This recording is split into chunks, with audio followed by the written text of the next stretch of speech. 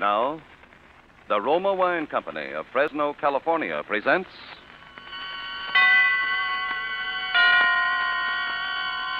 Suspense.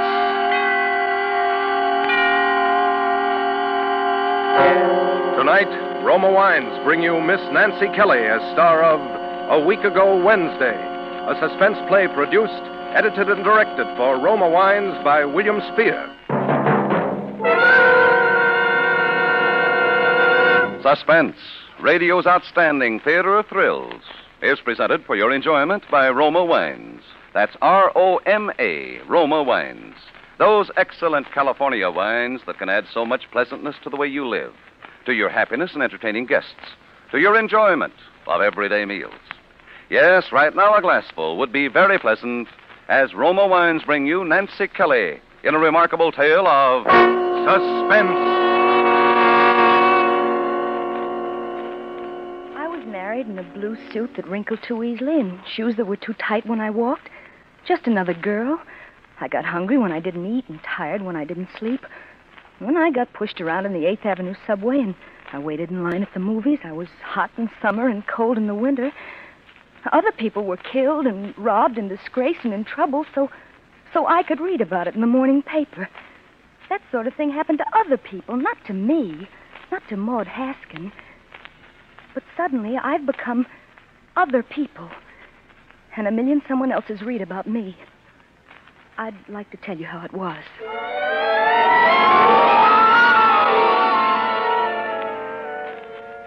Harry and I had quarreled that Wednesday morning.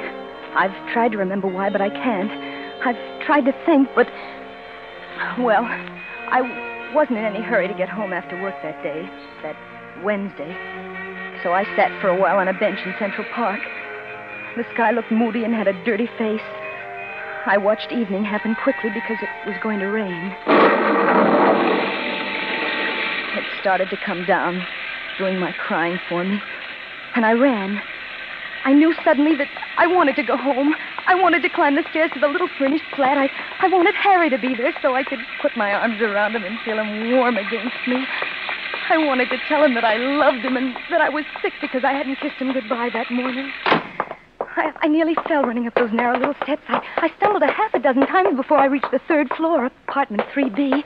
I was nervous, and I was too eager to get in. My hand was clumsy, all thumbs, and the key wouldn't fit. It dropped to the floor. I stooped to pick it up, and as I did, the door was unlatched from the inside. Harry! I saw it open, and I nearly sobbed with joy and relief. Harry! Yes, what is it, dearie? But it wasn't Harry.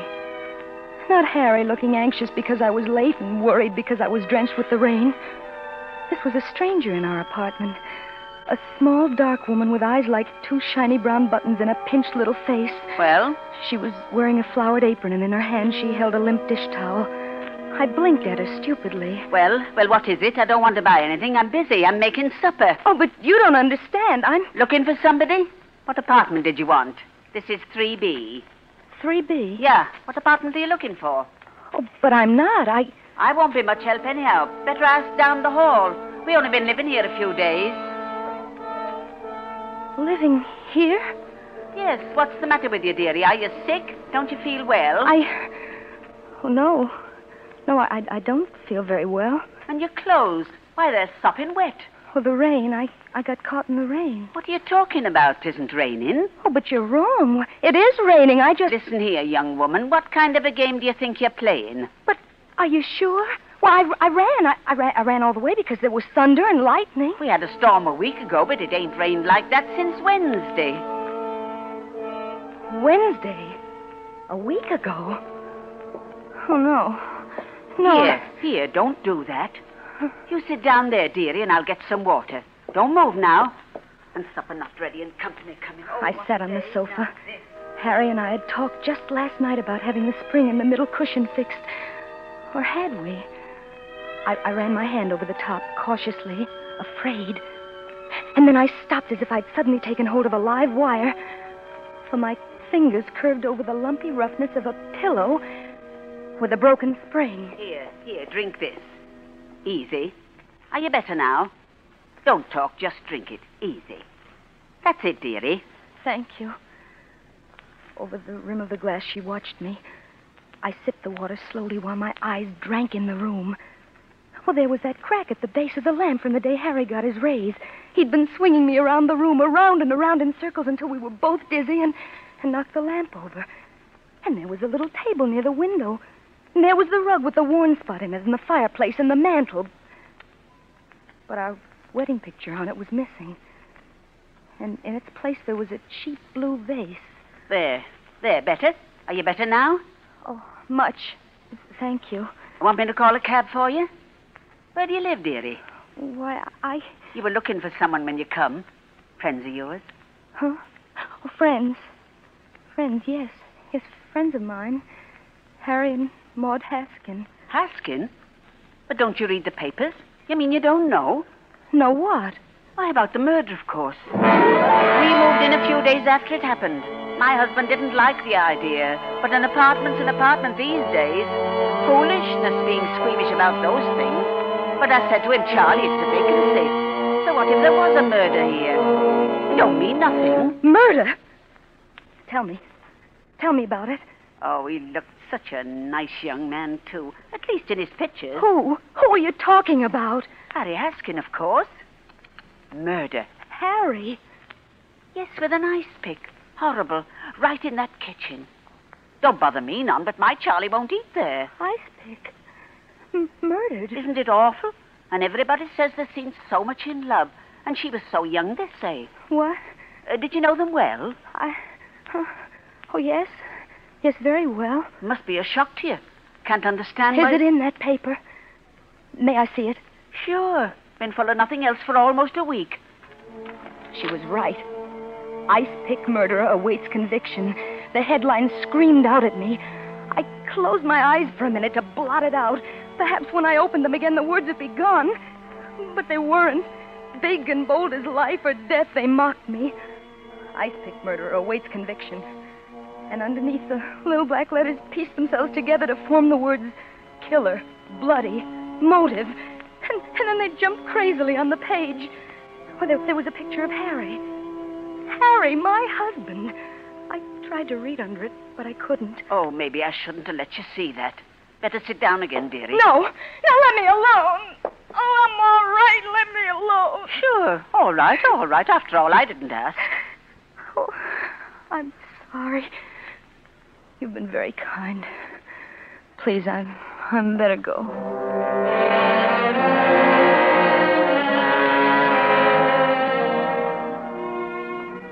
I don't remember leaving, walking down those stairs out of the door.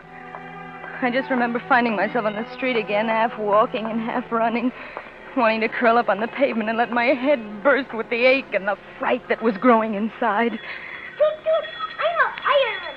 Watch out, I'm a fireman. Toot, toot. I was back in Central Park again. Toot, toot, I'm a From out of fireman. nowhere, a little boy on a scooter came tearing around the bend. He turned sharply to keep from running into me. I watched him lose his balance and try to regain it dizzily. I'm a fireman. Watch out, lady. Hey, lady, watch out. Watch out. He toppled over and fell in a pathetic little heap on the ground. His knee was bleeding. I ran over to pick him up. Oh, my knee. It hurt. Oh, my knee. Help me up, will you? I bent over him, my arms outstretched to lift him to his feet again. And then I remembered. I was dead. I'd been murdered by my husband almost a week ago. I was dead. Help me up, lady. Will you? I froze. This little boy, if it were true, and it was because I'd read it in the paper myself, if I were really dead, I knew I couldn't touch this child. I was afraid for him. So I ran again. Hey, lady. I ran faster and faster till I couldn't hear him anymore. Then it was later somehow, and really dark.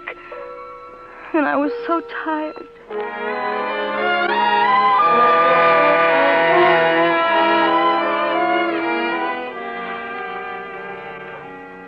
I found myself back on that bench again.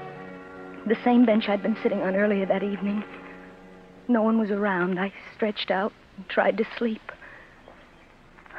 I knew I was awake before I opened my eyes. It smelled like morning, fresh and clean, and I felt the sun soak into me. I thought when I open my eyes, I'll be back in my own bed again. I'll reach out my arm and I'll find Harry there beside me, and everything will be all right when I open my eyes. I did. And it was still Central Park. I sat up stiffly and I smoothed out the wrinkles in my skirt. I wondered where I was going to go or what I was going to do. I tried not to think of Harry, where he was now. Maud, darling. Are you all right? Harry, you. Oh, golly, baby, I've been worried sick about you all night. Where have you been? Honey, I'm sorry about yesterday. Will you come home with me? Home? But look at your clothes. They're still damp from the rain. Oh, if you get sick, I'll never forgive myself. How do you feel? Are you all right? Rain. Oh, yes. Yes, I'm all right. Oh, good. Come on, then. Let me take your arm. His big hand and long, strong fingers pressed against my arm. My head still ached, so I let him lead me. We left the park from the entrance on 72nd Street as a little boy on a scooter came tearing around the bend. Toot, toot, I'm a fireman. Watch out. Toot, toot, I'm a fireman.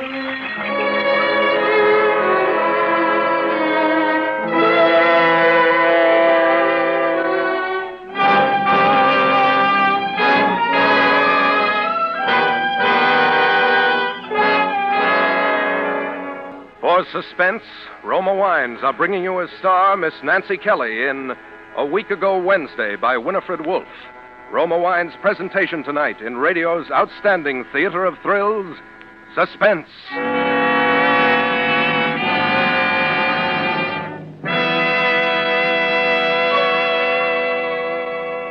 Between the acts of Suspense, this is Truman Bradley for Roma Wines. With the holidays ahead, here's good news to all who enjoy fine Roma wines. To all who serve Roma wines for gracious hospitality and for mealtime pleasure, Roma wines are now featured at new low prices. In plentiful supply, too. Roma California wines offer you full selections. Sherry, port, muscatel, or tokay for entertaining, Burgundy or Sauterne for mealtime enjoyment, and champagne to make any happy occasion unforgettable. Each of these fine Roma wines brings you taste luxury at new low prices. So be sure to have plenty of Roma wines on hand. Roma wines are grown from choicest grapes, unhurriedly perfected by age-old skill, bottled at Roma wineries in California's choicest vineyards. Remember, because of uniformly fine quality at low cost, more Americans enjoy Roma than any other wine. Roma wines make perfect gifts, too. So insist on Roma wines for good living and good giving. Roma wines offer you so much for so little. That's Roma, R-O-M-A, Roma wines. And now, Roma Wines bring back to our Hollywood soundstage Miss Nancy Kelly as Maud Haskin in A Week Ago Wednesday, a play well calculated to keep you in suspense.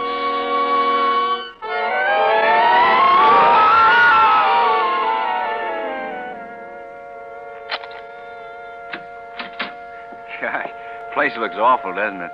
I don't know how many cigarettes I smoked. I tried to sleep, but I couldn't, so I tried the couch, and no luck there either. That broken spring didn't help much.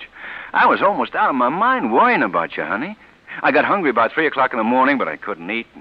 Dirty dishes still in the sink. Never mind, I'll wash them. Maud. Darling. Yes? Come here, will you? Why are you standing near the mantel? Why don't you come over to me? Huh? Oh, I was looking at the picture on it. Our wedding picture. It's there. Of course it's there. Where should it be? Darling, put your arms around me so I'll know you're real, that you've come back. Where did you go? Where were you? I don't know. All right, I won't ask questions now. Just put your arms around me tight and tell me you still love me. He held me close to him, and he bent his head so it was buried warm and heavy against my throat. I thought it wouldn't hurt because he's pressing me too tightly if I were dead. I couldn't feel the tiny pulse in my throat beating quick and sharp if I were really dead. The worn spot on the rug was still there, and the crack in the base of the lamp. But the wedding picture was back on the mantel, and the woman with eyes like two shiny brown buttons was gone.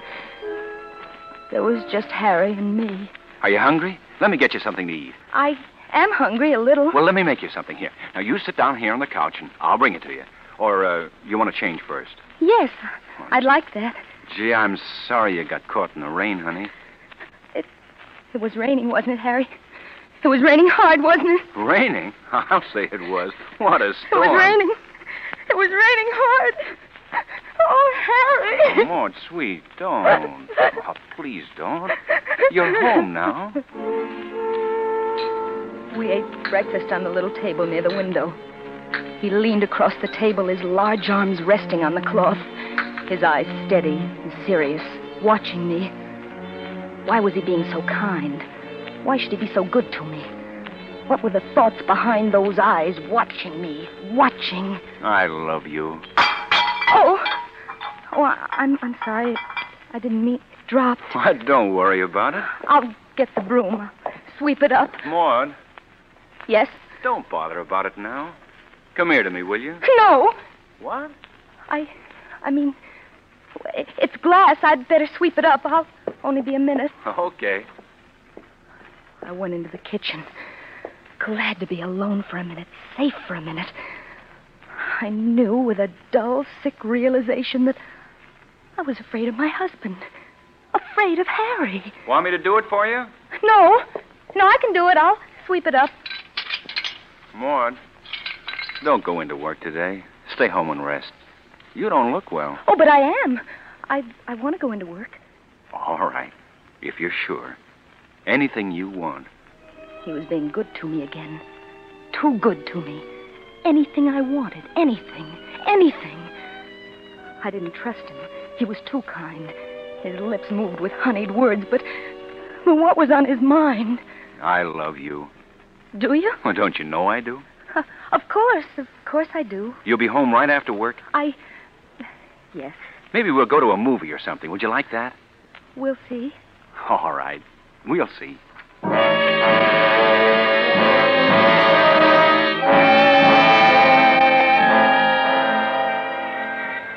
He walked me to the 8th Avenue subway like he always did. And when he kissed me goodbye, a slim tremor of fear went through me. See you tonight, darling.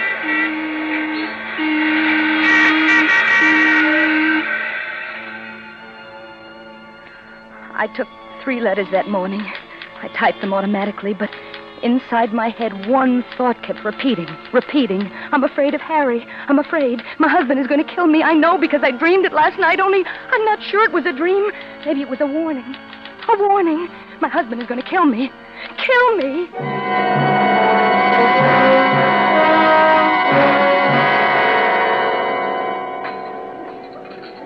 Fry 2, looking at the moon. Wheat down. What'll it be, lady? Ham on rye. Coffee. Coming. Ham on rye. The drugstore was full of hungry, busy people reading the daily paper. The paper that screamed the hurts and the pains and the troubles of other people. But not me. Not Maud Haskin. Well, there was nothing in it about a nice pick murder in Harry's picture. I began to feel a little foolish. Here you are, lady. Ham on rye. Jab on its way. I'd fallen asleep on a park bench, and I'd had a dream. That was all. Just a nightmare. Afraid? Afraid of Harry? Well, I'd let a silly dream play tricks with me. I wanted to push the minutes ahead so I could go home. Go home to Harry. I kept looking at the clock. 4:30, 4:35. I wanted to get home and tell him I was all right. I was all right now.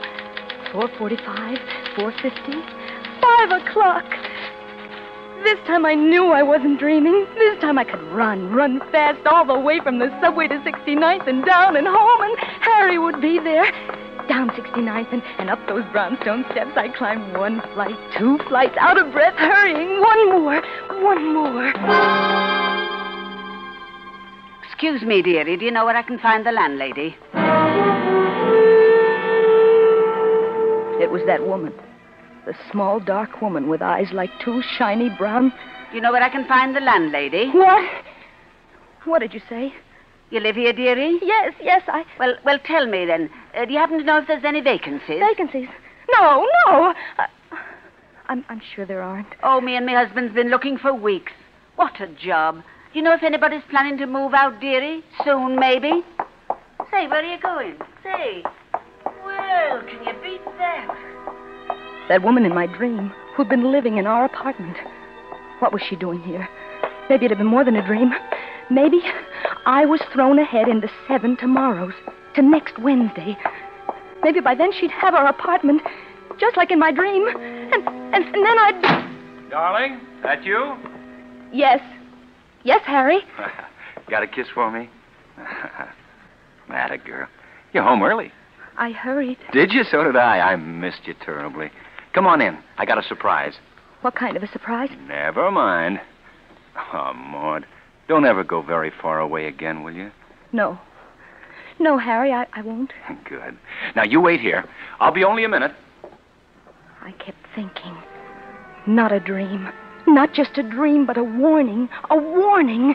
Oh, but that was silly. It couldn't be. I heard the sound of... I couldn't be sure, but it sounded like... I felt the blood rush up to my face, and I began to shake all over. I walked into the kitchen. Harry was bent over a small bowl. I could see the muscles under his thin shirt move up and down as his arm rose and fell again and again, and in his hand he held a knife stick.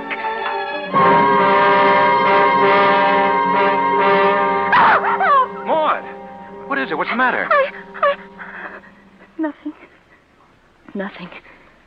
What are you doing? Oh, why did you come in? This was going to be a surprise. You're not angry because I spent the money, are you? We've got to celebrate. No, I'm not angry. I wish you hadn't come in, though. You spoiled it. I'm sorry. I didn't mean it. Doesn't matter. Nothing matters as long as you're here. He put the ice pick beside the bowl, and he took me in his arms. And all the time he kept telling me he loved me, I was looking fascinated at the ice pick, thin and sharp. The ice pick. Spoil his surprise. Yes, I'd spoil it. He thought he was going to kill me, but I wasn't going to let him. I wasn't going to let him. Gee, I love you. I love you. I'd smother the lying words in his throat before he could say them again. I'd been warned, and I wasn't going to let him do it. I reached out, and I felt my fingers creep around the handle of the ice pick. I was strong and safe now. That dream wasn't going to come true. I'd make sure. I held it tightly, and I raised it behind his back, and I saw it over his shoulder, poised like a serpent ready to strike. Ready. Darling, I love you. I'd done it. I put all my strength into that blow, and the ice pick half disappeared into him. Maud,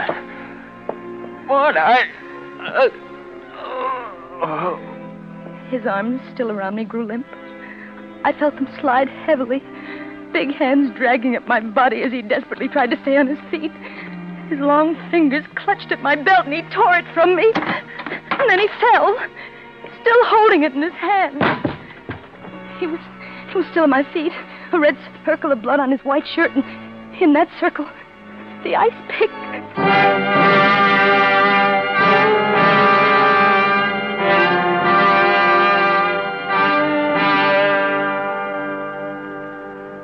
No one saw me leave the house. It was a clear, cold night. Overhead, a plane made its way past the stars. I remember looking up at it and thinking, you can't even see me. You don't even know I'm here. And that I've just killed my husband and left him lying dead on the kitchen linoleum. But I knew. And somehow I didn't care. All I kept thinking was, not me. Not me. It wasn't me lying dead with an ice pick in my back. I'd been cleverer than he. I'd done it first. I stumbled into the park. And then I dropped from exhaustion. I slept all night on the grass.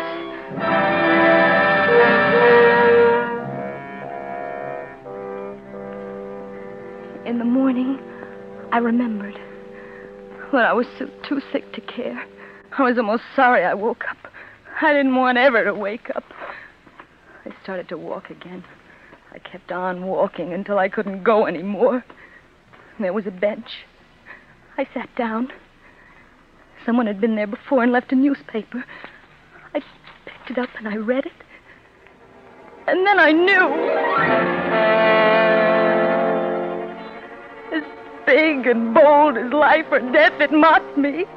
Ice pick murder, and the words killer, bloody, motive jumped crazily on the page. And Harry's picture, just as it had been in my dream, only this time I read on.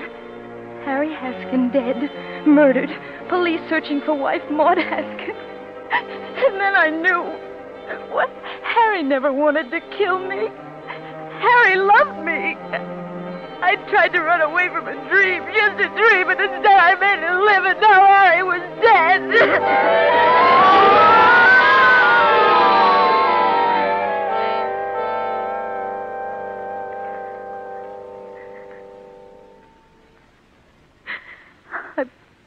I wanted to tell you how it was, Father, because it's so hard to believe it happened to me. Pray for me. I know now what wrong I've done. The dream has come true. It's Wednesday again, isn't it, Father? Maud Haskin in a prison cell because I killed my husband. I had to tell someone, Father. Will you pray for me? The Lord is my shepherd. I shall not want. A week ago Wednesday. I wonder if she's still there.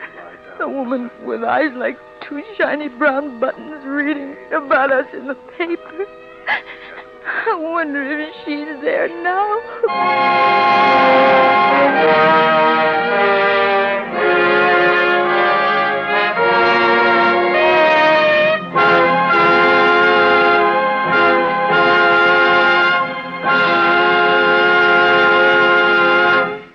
Roma Wines have brought you Miss Nancy Kelly as star of A Week Ago Wednesday, tonight's study in Suspense.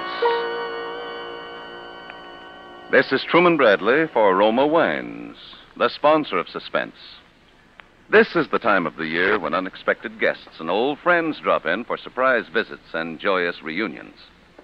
To make the evening more pleasureful, famed hostess Elsa Maxwell makes this suggestion. Serve guests a wine that adds warmth to the welcome. Such a delightful wine is red Roma California Port. A heartening wine, a gracious wine that adds so much to the enjoyment of an evening with friends. Roma Port is vibrant with the rich brilliance of a precious ruby, the softness of velvet, with the fruity fragrance of the fresh grape, and a delicious nectar-like taste of natural sweetness. Roma Port is a proud wine in a family of California's finest. A true wine, always unvaryingly good. Priced so reasonably low. Try Roma Port soon, won't you? That's R-O-M-A, Roma Port. Nancy Kelly will soon be seen in the Paramount picture, Follow That Woman. Next Thursday, same time, Roma Wines will bring you Mr. Glenn Ford as star of Suspense, radio's outstanding theater of thrills. Presented by Roma Wines, R-O-M-A. Made in California for enjoyment throughout the world.